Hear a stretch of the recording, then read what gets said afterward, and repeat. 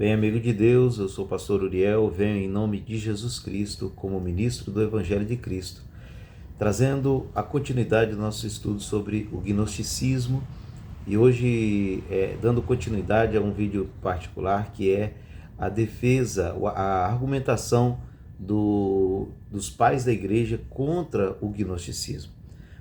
Nós fizemos 4 argumentações num vídeo passado, e que tenha o título Gnosticismo versus Patrística. E hoje nós ainda vamos mostrar mais 2 argumentações. Vamos começar hoje com a leitura das Escrituras, onde o apóstolo Pedro ele faz um claro alerta, né, a respeito das práticas do gnosticismo. Não tem o nome gnosticismo na Bíblia, né? Mas as práticas elas são bem expostas. Então muitas pessoas hoje são partidárias de uma certa ideologia, mas não se dizem partidárias dela, porque elas, apesar de não reconhecerem, não confessarem que pertencem a um certo grupo, elas vivem exatamente como aquele grupo vive. Então, mesmo que às vezes alguém fala assim, mas eu não pratico, eu não sou do gnosticismo. Mas se as práticas da pessoa, as práticas diárias da pessoa, a confissão dela for igual à do gnosticismo, então realmente ela pode talvez não ser uma pessoa consciente de que pertence a isso, mas na verdade ela pertence, porque a vida dela a vida dela reflete a prática gnóstica. Então hoje é falado também na igreja, né, que cristão não é aquele que diz ser cristão, mas aquele que vive como cristão. Então, a vida, a prática da vida diz muito mais se você é alguma coisa ou não, do que a própria confissão, se você falar que é alguma coisa ou não. Então, você tem pessoas que praticam verdadeiramente uma certa ideologia, praticam uma certa religião, sem dizer que são. Porque, na verdade, os atos dela, todos os atos dela, mostram que ela realmente vive daquele jeito, né? Então, hoje vamos abrir as Escrituras aqui, num texto que, na verdade, é o apoio para a patrística. Nós vamos fazer a argumentação, né, mais 2 argumentações a respeito contra o gnosticismo na patrística, mas vamos começar com o texto bíblico do apóstolo Pedro, porque já na época do apóstolo Pedro ele já identificou esse tipo de prática e ele já nos alerta a respeito dessas coisas. Então estou abrindo aqui a minha Bíblia Sagrada na segunda epístola de Pedro às igrejas, epístola geral, né? E vou abrir aqui no capítulo 1, no versículo 16 em diante. Diz assim: porque não vos demos a conhecer o poder da vinda de nosso Senhor Jesus Cristo, segundo fábulas engenhosamente inventadas, mas nós mesmos fomos testemunhas oculares da sua majestade.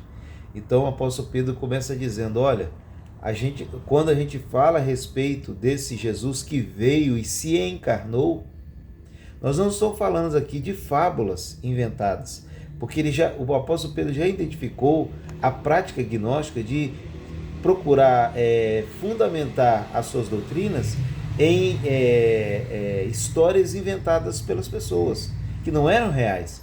Então você tem aqui alguém falando, alguém que viu, alguém que esteve presente nos atos, na vinda, que realmente teve contato com aquele que veio em carne, falando a respeito de que as outras doutrinas, as outras histórias, foram inventadas por homens, inventadas por pessoas que queriam fundamentar as suas ideias, a sua religião, no caso o gnosticismo. Então ele está dizendo, porque não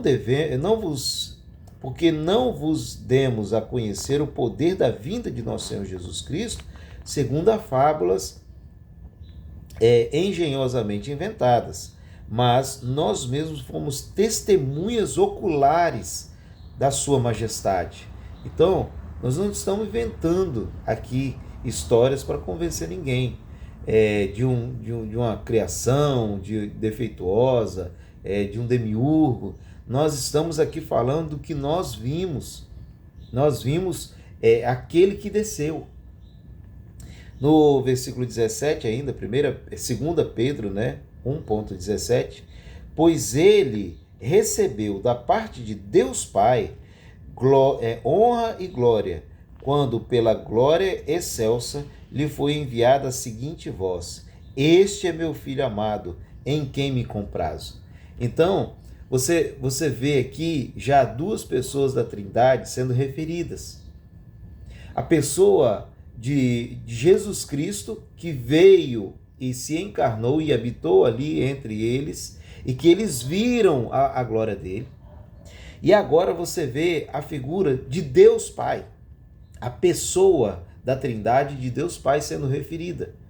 Então você começa a perceber que o testemunho do apóstolo Pedro é diferente das histórias, das fábulas criadas pelos gnósticos. Então ele fala assim, olha, pois ele recebeu da parte de Deus Pai honra e glória, quer dizer, Jesus Cristo recebeu da parte de Deus honra e glória, quando pela glória excelsa lhe foi enviada a seguinte voz: este é meu filho amado, em quem me comprazo, em quem eu estou tendo prazer. Então, uma voz foi ouvida do céu, diferente das fábulas gnósticas. Uma voz foi ouvida do céu. Que essa voz falou? Que Jesus era o Filho amado de Deus.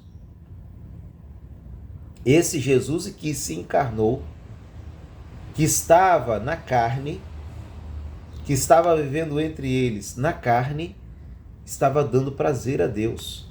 Por que estava dando prazer? Porque na carne ele concluiria a obra de redenção. Porque não era a natureza que foi criada defeituosa. A natureza foi sujeita ao pecado. E por que Deus sentia prazer? Lá em Isaías 53, você pode ler melhor lá. Porque ao Senhor agradou moê-lo, fazendo enfermar, porque ele estava levando as iniquidades de todos nós. Ou seja, o defeito não está na carne, o defeito não está na criação, o defeito está em ser escravo do pecado. Então, esse era o prazer de Deus, porque quando Jesus veio e se encarnou, esse é meu filho amado, em quem eu tenho tido prazer, em quem eu me comprazo. Ele estava cumprindo a obra. Que obra é essa? De sofrer na cruz do Calvário, de padecer na cruz do Calvário, derramar o sangue puro dele sobre aquela cruz e escorrer sobre a terra ali. Imagina você, o chicote romano cortando as costas de Jesus, e aquele sangue, cada chicotada que o soldado dava nas costas de Jesus, espirrava sangue por todo aquele lugar. O sofrimento começou lá no Gólgota. O sofrimento não foi só lá no Gólgota, começou lá no Getsemane, quando as gotas de suor de Jesus se transformaram em gotas de sangue e caíram no chão. Então, você tem no Getsemane o chão salpicado de sangue. Você tem no lugar da aflição, das chicotadas, todo lugar salpicado de sangue. E você tem principalmente na cruz do Calvário aquele sangue escorrendo sobre a cruz, principalmente ali, e também sobre todo aquele chão ali naquele lugar. Ou seja, a terra ficou encharcada do sangue puro de Jesus Cristo. E esse sangue que nos traz redenção e que nos redime de toda a mazela, de toda a maldição, de toda a tristeza, de todo o mal. Esse sangue é a nossa redenção. Não de uma criação imperfeita, mas da escravidão do pecado. Então, no versículo 18 diz assim, 2 Pedro 1,18: ora, esta voz vinda do céu, nós ouvimos quando estávamos com ele no Monte Santo. Então não são histórias inventadas habilmente, engenhosamente inventadas, mas nós ouvimos essa voz que veio do céu, o apóstolo Pedro estava falando. Versículo 19: temos assim tanto mais confirmada a palavra profética, e fazeis bem em atendê-la, como de uma candeia que brilha em lugar tenebroso, até que o dia clareie e estrela da alva, nasça em nosso coração. Então, quando eles ouviram aquela voz, eles guardaram mais firme a palavra profética, que falava a respeito da vinda de Jesus. Então, o cânon bíblico do Velho Testamento, que é o cânon de Esdras e Neemias, ele foi confirmado, aquela palavra profética foi confirmada quando aquela voz veio do céu e falou: esse é meu filho amado em quem eu me comprazo. Então eles lembraram nas Escrituras tudo que falava sobre a vinda de Jesus. Versículo 20. Versículo 19. Tendo assim, tanto mais confirmada a palavra profética, como eu acabei de dizer, né? Fazeis bem em atendê-la, como a candeia que brilha em lugar tenebroso, até que o dia clareie e a estrela da alva nasça em nosso coração, né? A estrela da alva é Jesus Cristo, e essa candeia que ilumina no escuro era a palavra profética que estava lá no Velho Testamento, iluminando o caminho até a alva, até o nascer do sol completo, né? Até Jesus Cristo nascer nos nossos corações. Versículo 20. Sabendo primeiramente isso, que nenhuma profecia da Escritura provém de particular elucidação. Então, não é uma Escritura que é feita para uma elite, para alguns iluminados. Não é uma Escritura que veio para uma particular, um individualismo, para você interpretar aquilo de maneira individual. Não é uma Escritura que vem para você tirar proveito para você dizer que tem um conhecimento que ninguém tem, como os gnósticos fazem. Não, eu atingi um conhecimento que ninguém mais tem. Eu sei algo que os outros não sabem. Essa gnose que é pregada, que é ensinada no gnosticismo, ela vai contra esse versículo. Porque, sabendo primeiramente que nenhuma profecia da Escritura provém de particular interpretação ou elucidação. Não é uma interpretação particular, mas é uma interpretação que faz parte de todo um plano de Deus para a redenção do homem. E aqui no versículo 21, 2 Pedro 1, 21, porque nunca jamais qualquer profecia foi dada por vontade humana. Entretanto, homens santos falaram da parte de Deus, movidos pelo Espírito Santo. Aqui você tem a terceira pessoa da Trindade sendo referida, dizendo que foi essa Trindade que inspirou homens santos a escreverem, a falarem as suas profecias de acordo com o plano geral da redenção. Então, como esse texto, então, ele nos alerta e ele nos coloca em situação de proteção contra toda doutrina gnóstica, contra toda aquela criação de textos para justificar uma má criação. Pelo contrário, esse texto ele confirma a boa criação de Deus. Esse texto ele também fala do plano redentor contra o pecado. E ele fala também da Trindade Santa de Deus. Não fala de um pleroma nem um demiurgo. Ele não fala de um Deus mau fazendo uma criação defeituosa. Ele fala justamente do Pai, do Filho e do Espírito Santo. Do Pai que comissionou o Filho a criar todas as coisas. E depois ainda vir redimir a sua própria criação. E do Espírito Santo que inspira o homem para conhecer o plano divino de Deus. Então, vamos agora, já demos aqui a introdução desse texto bíblico, vamos agora às duas últimas defesas aqui, que pelo menos que eu vou apresentar, que os pais da igreja colocaram contra o gnosticismo. São argumentações contra o gnosticismo. A primeira já baseada também nesse texto bíblico também, que nos reforça essa argumentação contra o gnosticismo. Então, a defesa da autoridade das escrituras e da tradição apostólica. Então, como os pais da igreja, os bispos que eram fiéis às escrituras, fiéis à doutrina do evangelho, fiéis ao que haviam recebido da parte dos apóstolos, esses apóstolos que ouviram a voz de Deus, falando, esse é meu filho amado.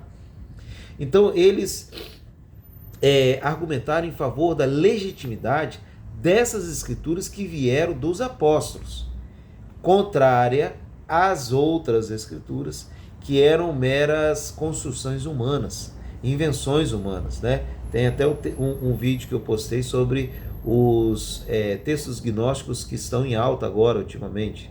Então você pode olhar nessa mesma playlist e identificar que esses textos que mencionaram, todos eles são textos de criação humana, não são de origem apostólica e nem são reconhecidos no cânon bíblico. Então, continuando aqui na defesa, crítica gnóstica. Os gnósticos muitas vezes rejeitavam ou reinterpretavam partes do Antigo Testamento e criaram seus próprios textos, como encontrados em Nag Hammadi, alegando que continham verdades secretas transmitidas por Jesus ou outros mestres. Muitos desses textos atraem atualmente a atenção de muitos enganados cristãos. Então, você viu aqui no texto que eu li, aqui da segunda carta de Pedro, que ele fala assim, olha, nós temos, por mais firme ainda, depois que nós ouvimos aquela voz do céu lá no Monte da Transfiguração, aquela voz falou, esse é meu filho amado em quem eu me comprazo. 2 lugares isso aconteceu, né? No batismo de Jesus e no Monte da Transfiguração. Mas quando eles ouviram, quando os apóstolos ouviram, falaram assim, agora nós temos mais firme ainda a palavra dos profetas. Qual é o problema no gnosticismo? Eles pegam essas palavras proféticas e distorcem essas palavras proféticas para criar seus próprios textos, dizendo que tem outro entendimento a respeito de Jesus. Então, fazendo uma particular interpretação, coisa que o texto que nós lemos já nos alerta que é um caminho errado. Então, a resposta dos pais da igreja para essa prática gnóstica. Irineu, que é um dos pais da igreja, insistiu que a verdadeira doutrina cristã vem da tradição apostólica passada pelos pelos apóstolos aos bispos e está ancorada nas escrituras aceitas pela igreja, que é o cânon. Amém? Cânon do Velho Testamento é o cânon do Esdras e Neemias. Cânon do Novo Testamento são os 27 livros do Novo Testamento, né? Então, mas é porque tem outros livros foram acrescentados não como inspirados por Deus, outros livros foram acrescentados como assim, matéria de instrução e sabedoria, mas não são tidos como tendo inspiração divina, tá? Então até Atanásio reconheceu, né? Olha, tem aqui esses outros livros, eles não servem para criar doutrina sobre eles, mas servem para poder dar alguma instrução, ter algum conhecimento histórico, né? Então, cânon bíblico é o cânon do Velho Testamento de Esdras e Neemias e do Novo Testamento, os 27 livros, né? As 27 entre cartas e evangelhos, né? E Apocalipse. Então, mais para frente nós vamos estar falando sobre o cânon bíblico, né, em outras playlists, e vamos estar esclarecendo melhor esse fato. Mas Irineu insistiu que a verdade da doutrina vem da tradição apostólica, passada dos apóstolos aos bispos e está ancorada nas escrituras aceita pela igreja. Ele ajudou a estabelecer o cânon no Novo Testamento para combater textos gnósticos, né? Então, um dos motivos de ter alguns livros a mais a diferença, vamos falar agora da diferença da Bíblia católica, né, para a Bíblia protestante. A Bíblia católica ela tem alguns textos a mais, porque eles, na época do cânon, eles não foram reconhecidos como inspirados, mas foram incluídos na Bíblia católica por ser, primeiro, muito usados na igreja. Não constituiu uma ameaça direta à doutrina cristã e servir para a instrução de sabedoria e de conhecimento histórico, né? Mas assim, questão de inspiração, os próprios pais da igreja reconheciam que esses acréscimos não tinham inspiração. Então nós vamos aqui, como evangélicos, né? Nós vamos assumir aqui o cânon baseado nas escrituras que são reconhecidas como inspiradas por Deus, escrita por homens que foram inspirados por Deus, como nós lemos aqui na segunda carta de Pedro, né? Então, os pais da igreja acusavam os gnósticos de distorcer as escrituras, selecionando passagens fora de contexto ou criando textos apócrifos para apoiar as suas ideias. Tertuliano argumentou que os gnósticos careciam de legitimidade, pois as suas doutrinas não tinham continuidade com os ensinamentos dos apóstolos. Amém? Então, aonde está a nossa doutrina? A nossa doutrina é a doutrina apostólica. A nossa doutrina é aquela que vem da tradição dos apóstolos e nela nós firmamos a nossa fé, porque o Senhor Jesus escolheu os apóstolos que transmitiram essa doutrina. Então, daí a patrística, ela abraça a doutrina e começa a desenvolver a teologia cristã nos seus primórdios, né, na sua base. A última argumentação que eu vou trazer, né, a respeito a argumentação patrística contra o gnosticismo é a crítica ao estilo de vida dos gnósticos, né, que não era condizente com os ensinamentos, né, dos evangelhos a respeito da prática da moral, né? Crítica gnóstica. Algumas seitas adotavam práticas extremas, como ascetismo radical, rejeitando prazeres físicos. Então, os gnósticos eles chegaram a práticas de completa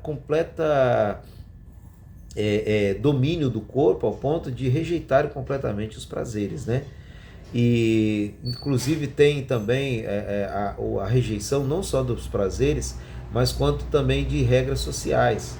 Então você tem lá o texto de Apocalipse, dizendo que tem uma lista lá de pessoas que ficarão de fora, lá no Apocalipse 22, se eu não me engano, uma lista de pessoas que ficarão de fora da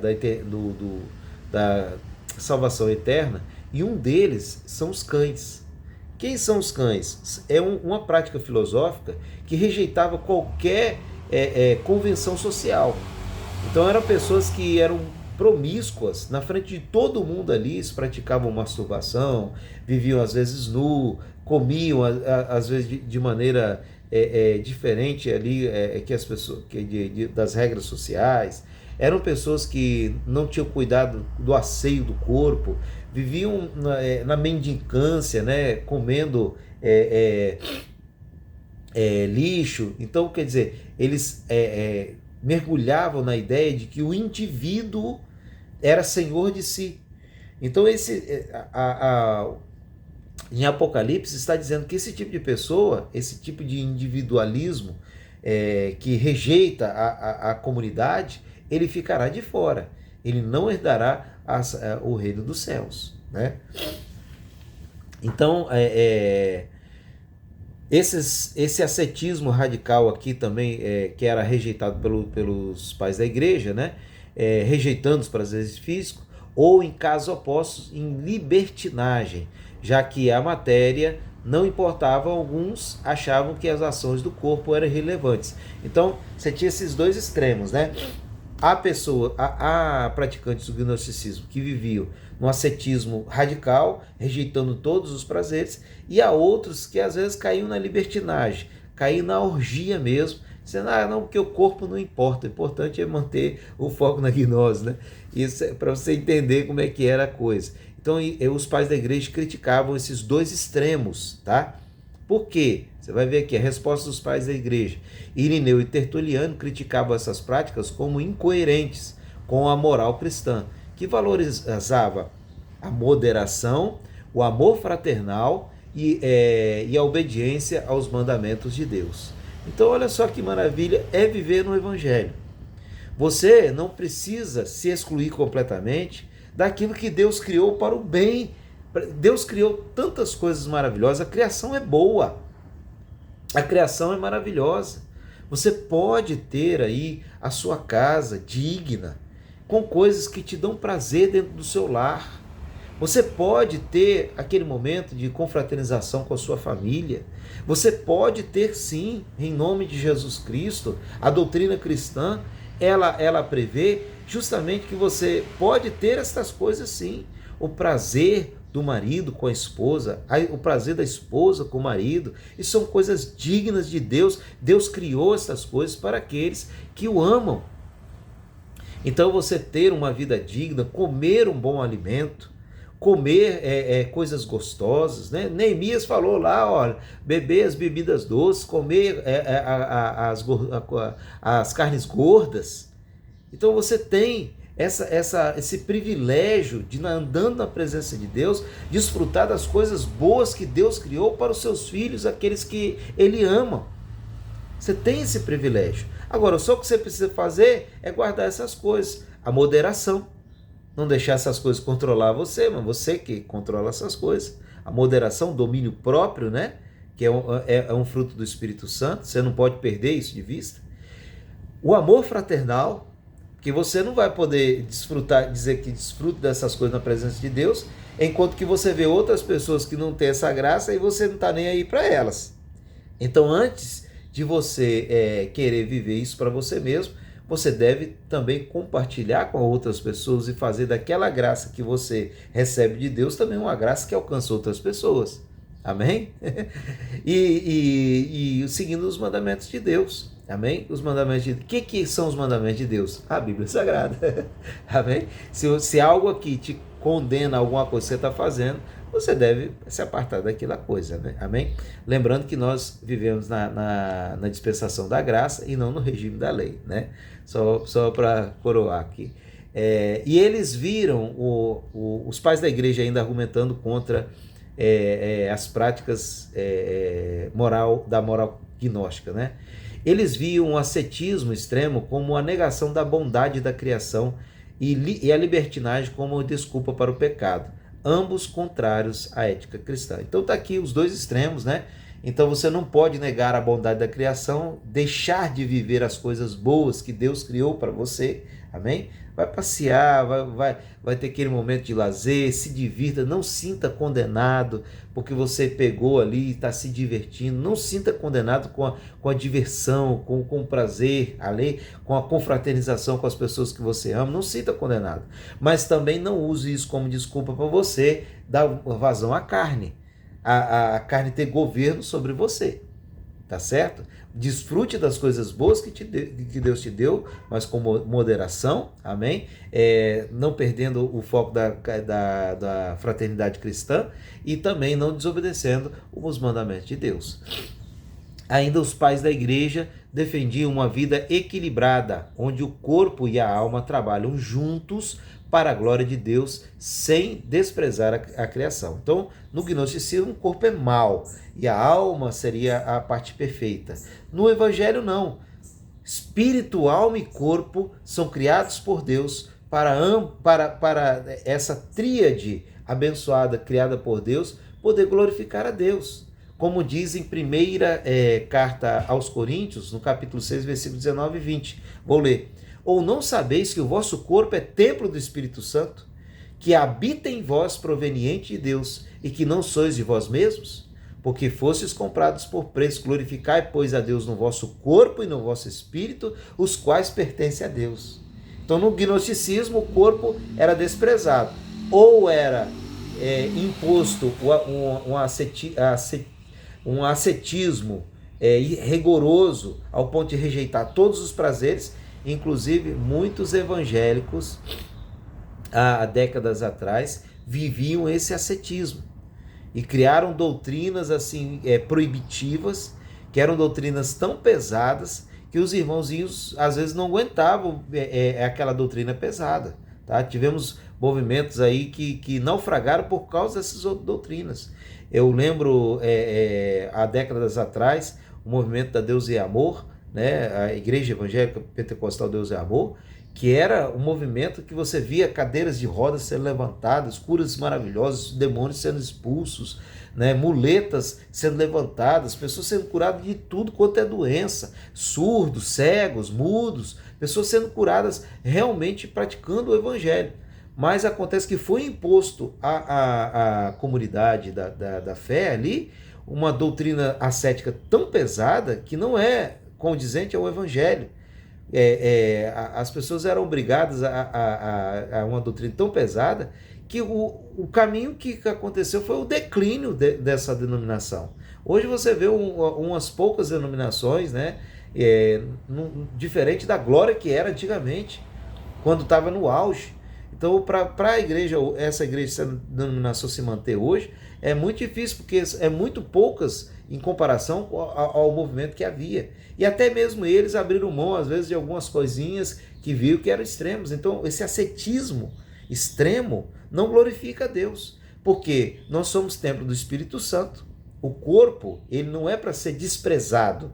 O corpo, ele não é para ser colocado numa situação ou que ele não tem prazer nenhum, ou então é que ele cai completamente na orgia. O corpo é para ser mantido em domínio próprio, para glorificar a Deus. Tanto você glorifica a Deus quando você pega um prato de comida, uma comida gostosa, e você, meu Deus, eu recebo da tua mão como uma bênção, você agradece por aquele prato de comida, você está glorificando a Deus ali que você está comendo aquela bênção. Tem gente que não pode comer, tem gente que está doente, ou então não tem aquela comida. Você está glorificando a Deus com aquela comida gostosa que você está comendo. Está dando graças a Deus. E com a força que ela tem, você pratica a caridade cristã, a fraternidade. Você tem força para servir na igreja. Então, esse texto aqui de 1 Coríntios, capítulo 6, versículos 19 e 20, mostra que nosso corpo não é uma criação defeituosa do demiurgo, é parte da criação de Deus que colabora com a salvação. É parte integrante do plano da salvação. O corpo é parte integrante da salvação, porque nele nós recebemos o Espírito Santo e com ele nós glorificamos a Deus. Glorificamos a Deus com o nosso espírito e com o nosso corpo. Oh, maravilha! Isso é uma maravilha. Esse texto é uma maravilha de Deus. Amém? Então vamos encerrar aqui só com a conclusão. Essas críticas foram cruciais para definir a ortodoxia cristã, né? O que é realmente o cristianismo. Os pais da igreja, especialmente Irineu, ajudaram a consolidar o cano bíblico, que em nome de Jesus terei oportunidade, segundo a permissão de Deus, de fazer vídeos a respeito do cano bíblico, a autoridade da igreja e a doutrina da encarnação e ressurreição de Jesus Cristo, e se tornaram pilares do cristianismo. O combate ao gnosticismo também reforçou a ideia de uma fé acessível a todos, em oposição ao elitismo gnóstico. Meu irmão, que Deus te abençoe. Vamos orar agora e vamos agradecer, porque completamos aí. Eu acredito que sobre o gnosticismo eu não vou estar mais postando vídeos, tá? Esse eu acredito que foi o último, né? Porque eu não tenho interesse de mergulhar tanto nas doutrinas do adversário ao ponto de cair naquela armadilha de Sauron lá do Senhor dos Anéis, né? Então, para mim, o alerta já foi suficiente. Espero que para você também, com todos esses vídeos que foram postados até agora a respeito do gnosticismo, espero que você tenha sido alertado a não ir nesses textos, se você mesmo assim quiser, você ir consciente do perigo, do risco que há neles, tá bom? Então vamos orar. Pai, em nome do Senhor Jesus, nós te agradecemos por essa série de mensagens, essa série de vídeos que falamos a respeito desse perigo, desse inimigo da doutrina cristã, da tua ortodoxia cristã. Que o Senhor possa, meu Deus, agora abençoar para que pessoas que estão correndo risco de caminhar para longe do Senhor possam ouvir esses vídeos e possam ser alertados e voltar para a simplicidade do Evangelho, apresentando o espírito dela, a alma dela, o corpo dela para a glória do Senhor, crendo numa boa criação de Deus. Meu Deus, crendo que o Senhor nos fez para glorificar o teu nome, meu Senhor, e crendo também que uma vez que é liquidado o pecado, que é vencido o pecado, nós podemos ser restaurados para aquela obra perfeita da criação do Senhor. Seja bendito o teu nome eternamente, em nome de Jesus. Amém e graças a Deus. Deus te abençoe, meu irmão, fique em paz.